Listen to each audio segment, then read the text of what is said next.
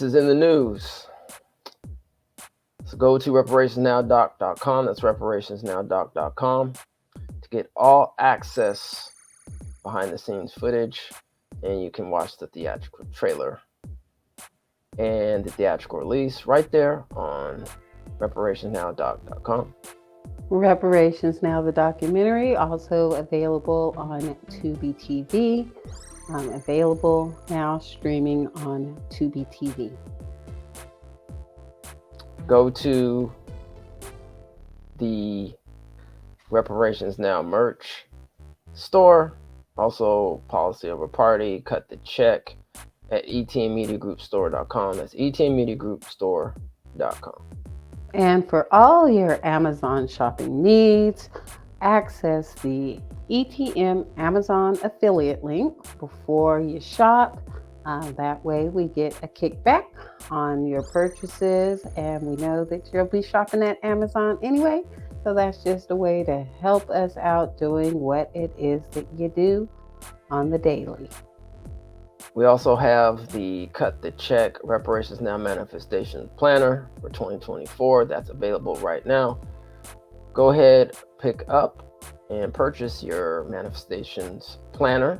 And don't forget, you can actually use the affiliate link while you're purchasing your 2024 Cut the Check Planner. So thank you for that. All right. So we got to give, unfortunately, an ashe to Richard Roundtree. He was born on July 9th, 1942, and transitioned October 24th, 2023. He was an American actor and model who is best known for his portrayal of Private Detective John Shaft in the 1971 blaxploitation film Shaft and 4 of its sequels. Shaft's Big Score, Shaft in Africa, its 2000 sequel, and its 2019 sequel, as well as the eponymous television series from 1973 to 1974. He's also known for his features in several TV series, including Roots, Generations, and Desperate Housewives.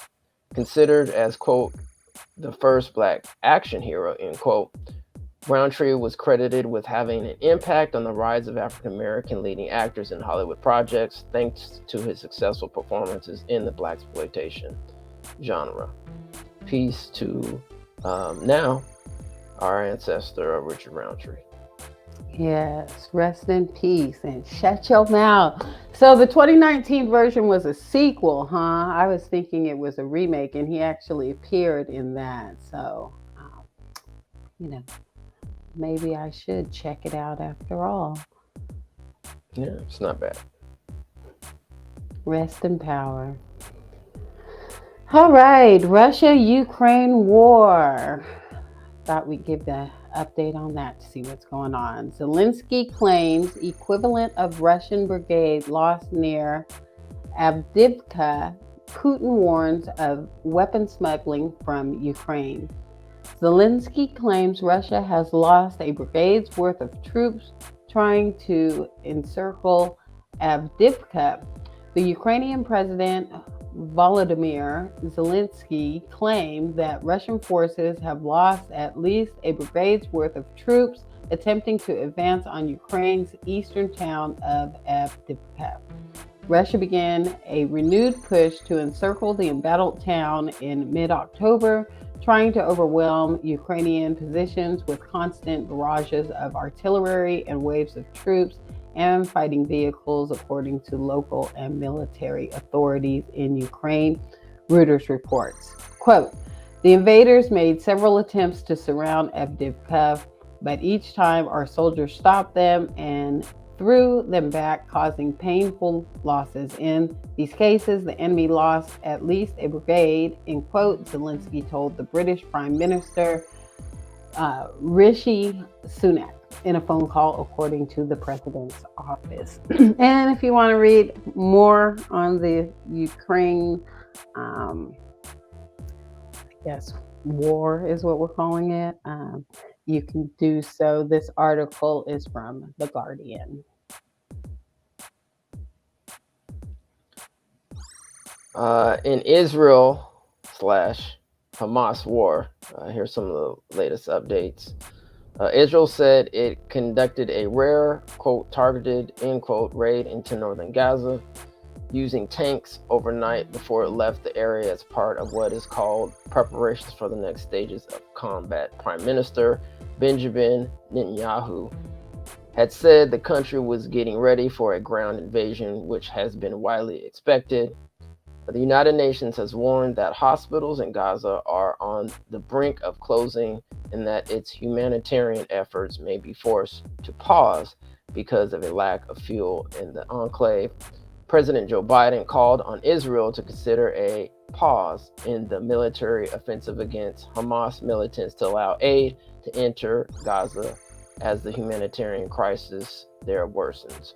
If you like more information on this, you can go to NBCnews.com.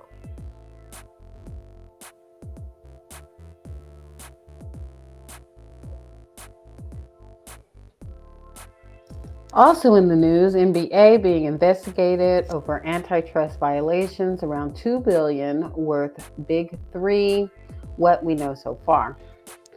The U.S. Department of Justice is investigating allegations against the NBA about the league trying to obstruct the growth of the Big Three basketball league headed by rapper Ice Cube. These claims include accusations that the league discouraged sponsors from working with Big Three and TV networks from airing their games.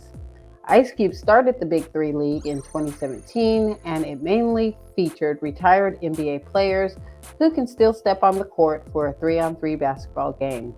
Despite the fact that both leagues don't overlap, the NBA allegedly set up rules preventing their players from participating in Cube's league, especially in the off-season.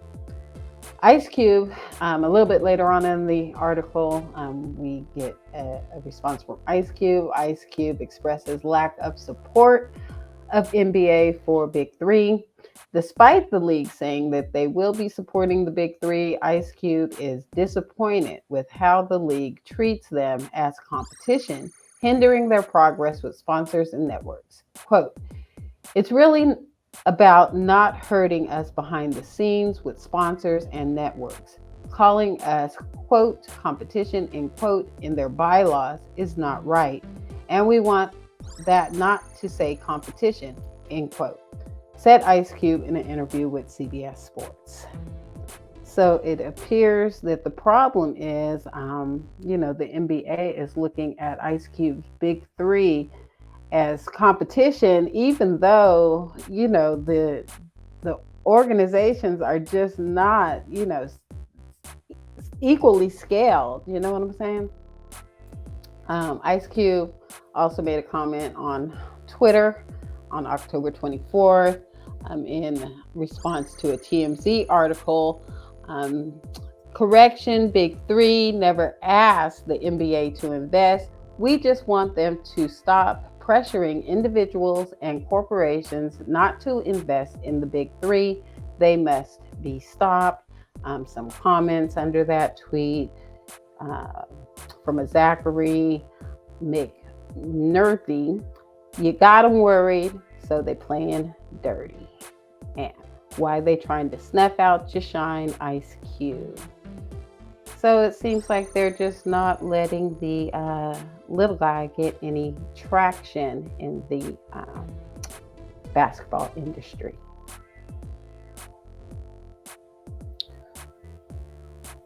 Well, good luck with Ice Cube and the Big Three. Top 10 largest economies in the world. The United States of America, China, Japan, Germany, and India are the largest economies in the world in 2023 as per their GDP data. Now let's take a look at the top 10 largest economies. That's the United States at approximately 26 billion. China at 17 billion. Japan at 4 billion. Germany at 4 billion. India at 3 billion. United Kingdom at 3 billion. France at 3 billion. Italy at 2 billion. Brazil at 2 billion. And Canada at 2 billion. Those are the top 10 currently for the gross domestic product um, numbers currently here in the world. So United States still number one, huh? Still number one, but as always, have no money for reparations. And we know how they got to number one. They were able to, leapfrog with all that free labor. Absolutely. Nas, Steve Stout, Ben Horowitz, and more joined to award 500K to hip hop contributors who did not get what they deserved. It's one thing to put the spotlight on hip hop culture, but it's another to properly give pioneers their due.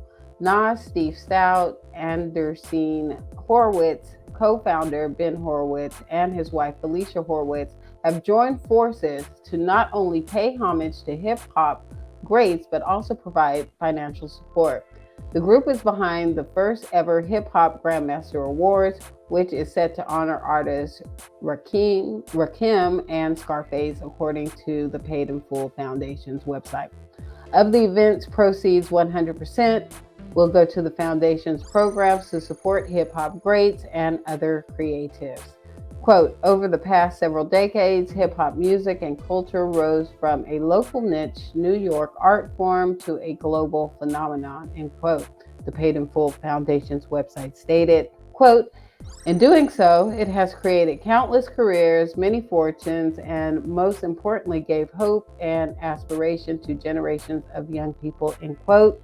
It continued, quote, unfortunately, many of the most impactful original artists never received recognition proportional with their exceptional contributions to arts and culture.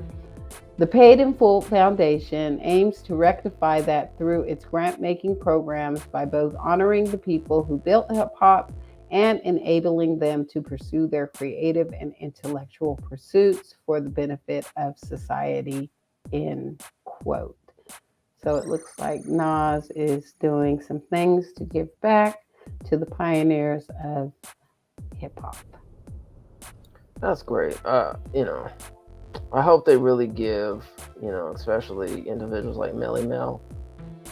I think he was the Furious Five or something like that. I don't remember off the top of my head, but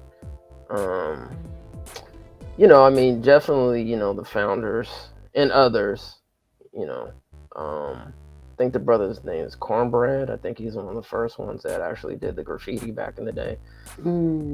So, hopefully they'll, definitely give, honor and homage to those people, that were predominantly Black American descendants. So, yeah, absolutely. And we'll have to, look to see more about this Hip Hop Grandmaster Awards.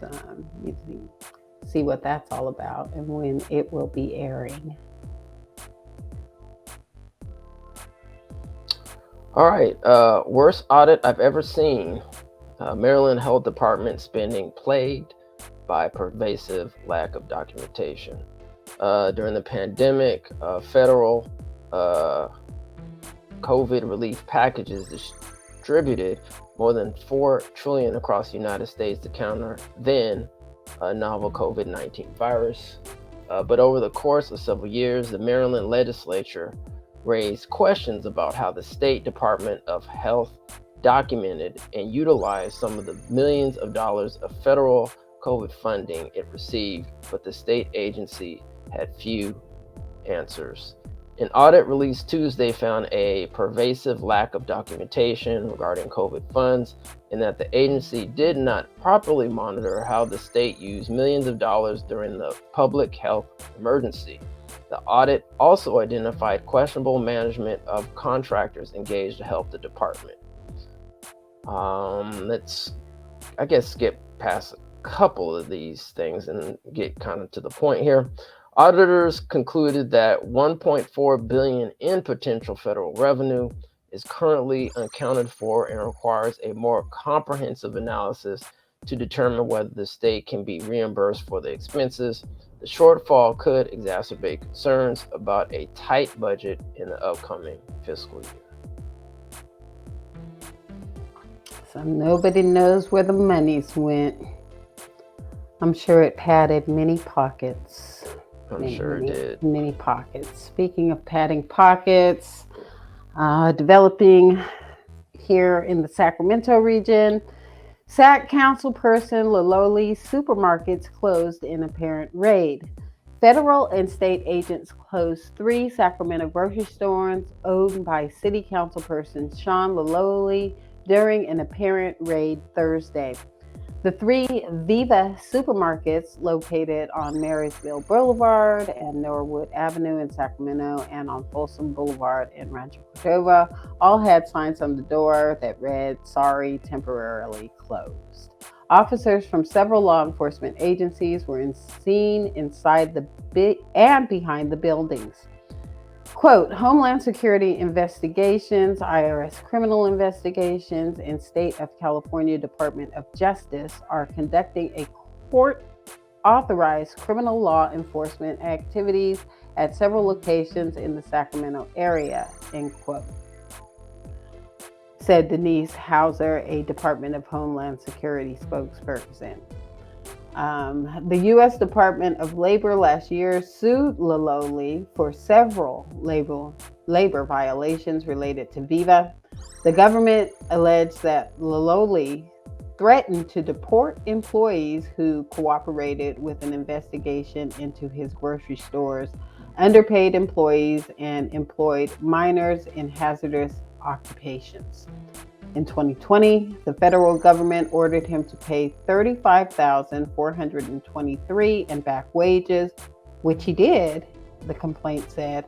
However, the lawsuit alleges he later coerced employees to return the back wages. Wow. So this guy is just corrupt all around. He stated that he won't be running for re-election. Thank goodness. Our Capacity partner, Space Partner, where we do some of our organizing work behind reparations, is unfortunately located in Councilmember Lololi's district, and he has been very unsupportive of, our request and organizing space needs, even though, he's been given like I think an extra $5 million just because he's in a disenfranchised, historically Black area. He's supposed to be helping these businesses thrive.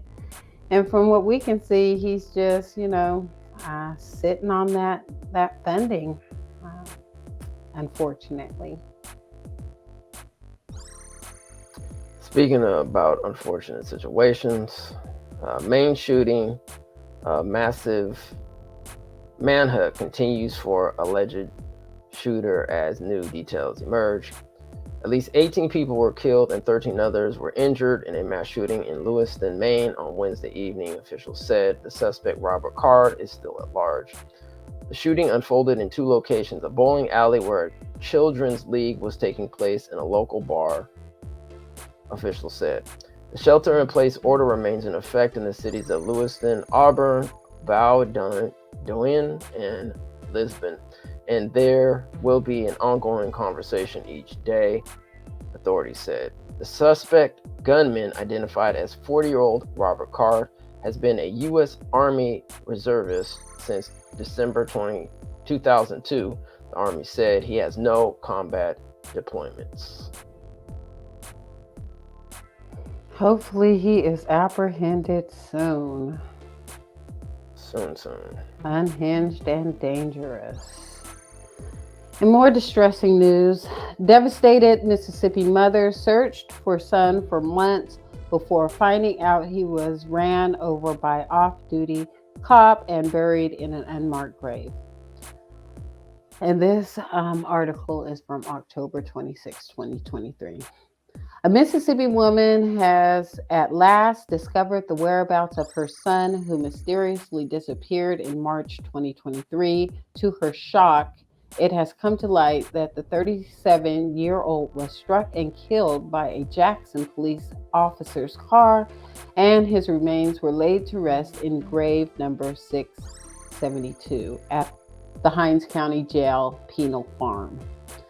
When she arrived at his grave this month, Betterstein Wade said, "I'm so sorry this happened to you, but Mama didn't know. Mama didn't know," as NBC reported in a recent expose. Wade had filed a missing persons report with the same police department where the person who took the life of her son, Dexter Wade, worked. Despite members of the force having the information about her son's death, she was kept in the dark for 172 days about the grim truth. Her son's life was taken by one of their own, and he was quietly interred in a plot located in the back of the detention facility. Quote, "They had me looking for him all that time, and they knew where he was," end quote, the mother told NBC News. Now that is just absolutely heartbreaking. Man, that is terrible.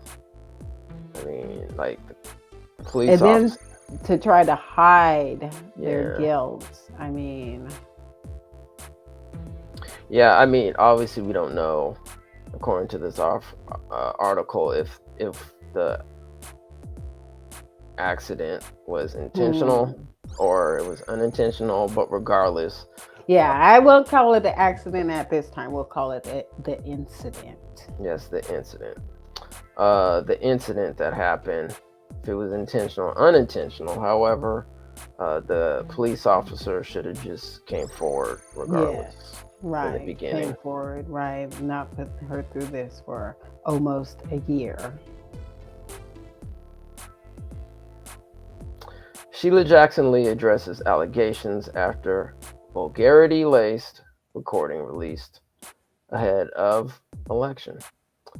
A profane recording of the voice of Congresswoman Sheila Jackson Lee was released ahead of Houston's mayoral election. ABC 13 has obtained the recording that's believed to be a conversation from at least half a decade ago.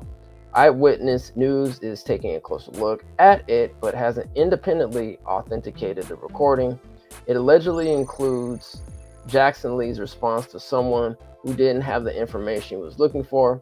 That person told her someone named Jerome had it. Quote, "When I call Jerome, he's going to be sitting up there like a fat A star star. Stupid idiot talking about what the F star star star. He doesn't know. Both of y'all are F star star star ups," end quote, the person in the recording says. Eyewitness News counted 17 curse words in the 1 minute, 35-second copy of the recording. I'm sure it's floating out there somewhere around there, so I'm sure everyone could check the vulgarity-laced recording somewhere out there in the internet. Yeah, it's definitely on the X app, or it was, unless it's been taken down. And it's like, ooh, you kiss massa with that mouth. I know, right? Okay. Black families are being squeezed out of home ownership by corporate investors. In the years since the Great Recession, when housing prices dramatically fell, Wall Street investors have been buying up large numbers of single-family homes to use as rentals.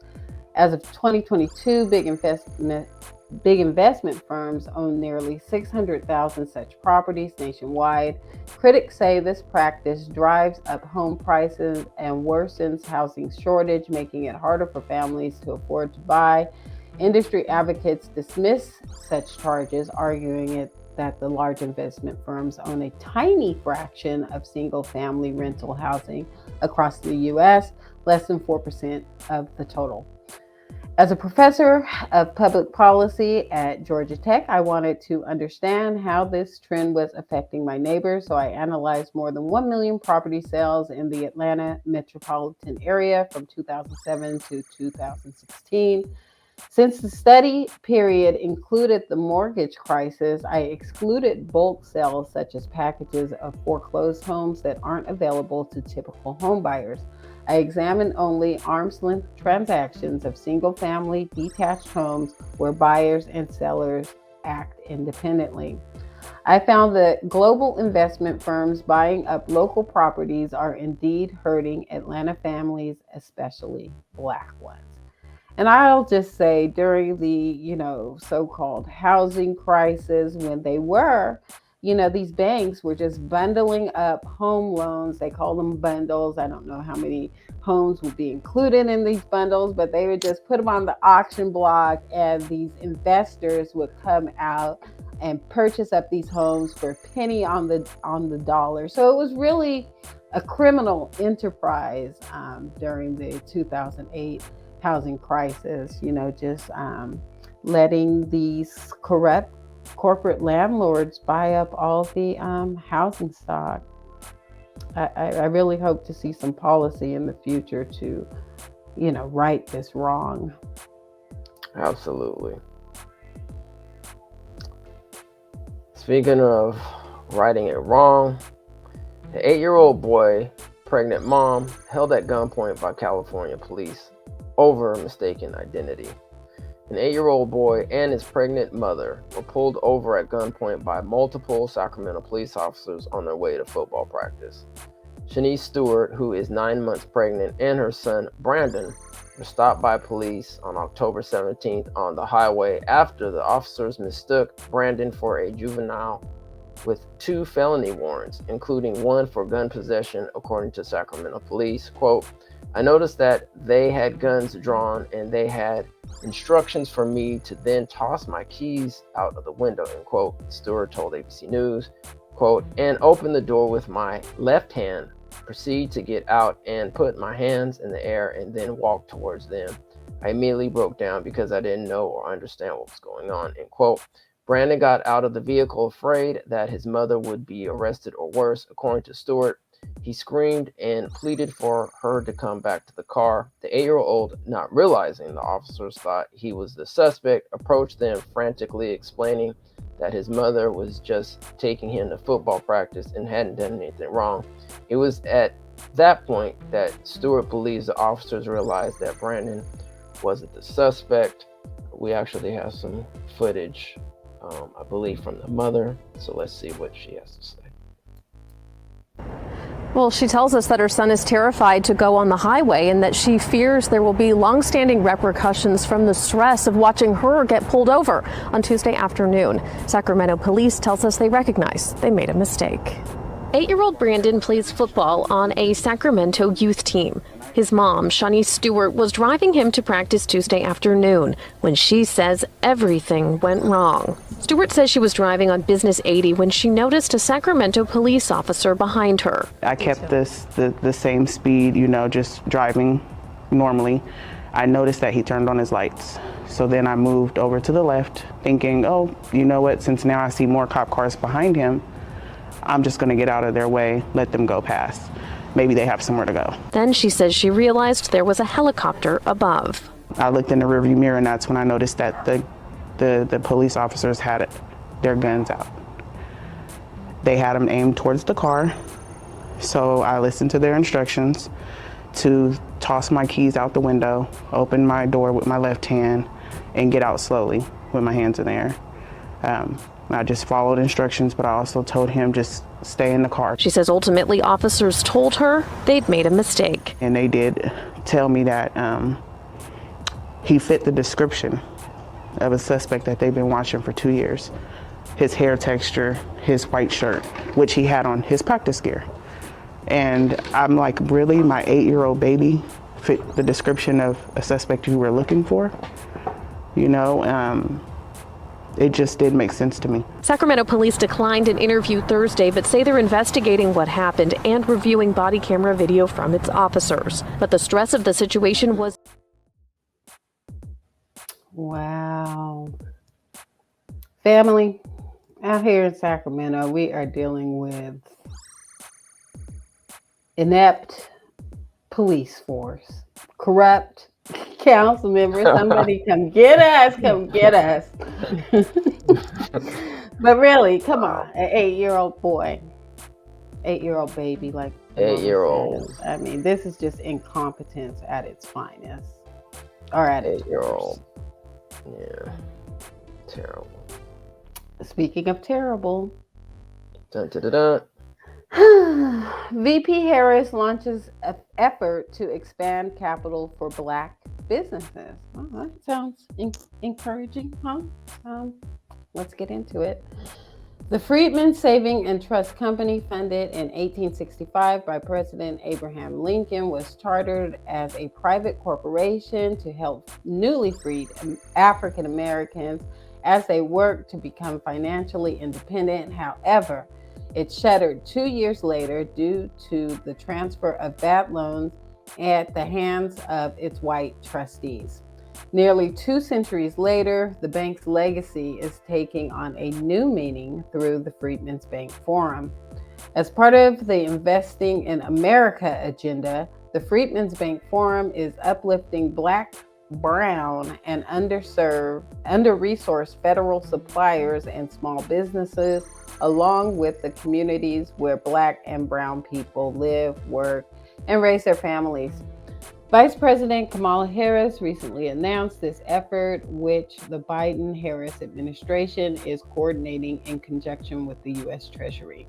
Quote, "To bridge the financial disparities that hold so many of our communities back, we must continue to work together to combine the capacity of the private sector with the reach and the scale that only the government can provide," end quote, Harris said on Tuesday, October 25th at the Department of the Treasury during the Freedmen's Bank Forum 2023.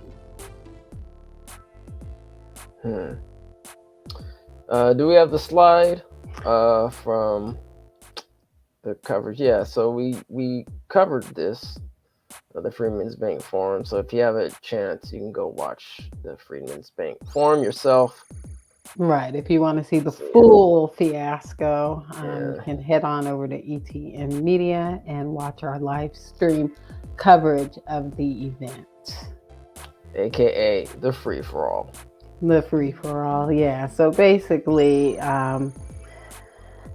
it's just an all lives matter type situation now, largely focused on immigrant communities, minority communities, POC communities. I think they said everything except Freedmen during the Freedmen Forum. Yeah, so something to keep an eye on, family.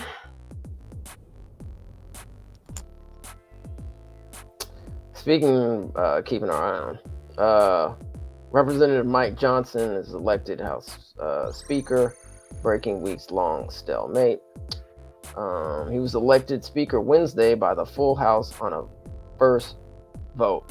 Johnson, a relatively unknown, staunchly conservative Republican, succeeds Representative Kevin McCarthy, a Republican out of California, whose ouster this month was led by hard-right members of the party. The House GOP previously picked 3 higher-profile nominees, none of whom could win over Republican holdouts and secure a majority vote. Johnson is an ally of former President Donald Trump and opposed certifying the 2020 election. He is anti-abortion, voted against Ukraine aid, and supports LGBTQ restrictions. All right, so here at ETM Media, we like to get to know our elected officials. I believe we have a few videos that kind of give us some, background on his stances, policies. Let's take a look. And I've thought often through all these ordeals over the last couple of weeks about the difference in the experiences between my 2 14-year-old sons, Michael being a Black American and Jack being white, Caucasian. They have different challenges. My son Jack has an easier path. He just does. The interesting thing about both of these kids, Michael and Jack, is they're both handsome, articulate, really talented kids, gifted by God to do lots of things. But the reality is, and no one can tell me otherwise, My son Michael had a harder time than my son Jack is going to have simply because of the color of his skin. And that's a reality. It's an uncomfortable, painful one to acknowledge, but people have to recognize that's a fact. What should we do about that? I think that we really do need systematic change. I think we need transformative solutions. I think we're at a moment where we can begin to do more to form that more perfect union, as it says in the first line of the Constitution. Okay, so The fair distribution of reparations. he understands systemic racism. So let's see what he had to say 4 years earlier as a Louisiana congressman. The fair distribution of reparations would be nearly impossible once one considers the complexity of the American struggle to abolish slavery. The legal question is, the federal government can't constitutionally provide compensation today to a specific racial group because other members of that group, maybe several generations ago, were discriminated against and treated inhumanely. And let's see what his first order of business was as Speaker of the House. Extraordinary crisis right now. And the world needs us to be strong. They need us to remember our creed and our admonition. Turmoil and violence have rocked the Middle East and Eastern Europe. We all know it. And tensions continue to build in the Indo-Pacific. The country demands strong leadership of this body, and we must not waver. Our nation's greatest ally in the Middle East is under attack. The first bill that I'm going to bring to this floor in just a little while will be in support of our dear friend Israel, and we're overdue in getting that done.